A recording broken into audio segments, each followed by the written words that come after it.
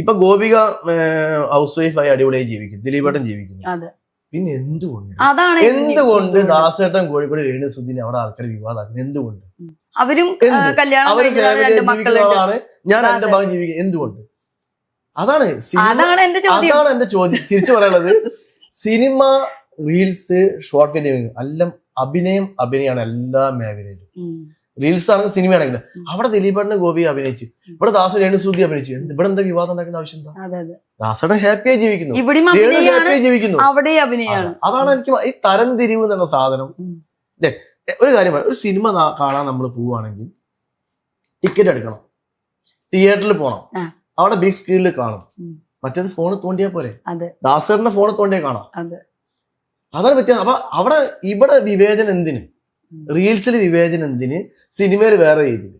സിനിമയിൽ ആൾക്കാർ അഭിനയിക്കുന്നില്ലേ, കുറെ ആൾക്കാർ അഭിനയിക്കുന്നുണ്ട്, നായകന്മാർ മാറി വരുന്നു. ഇവിടെ മാത്രം എന്താ അത്ര വിഷയം?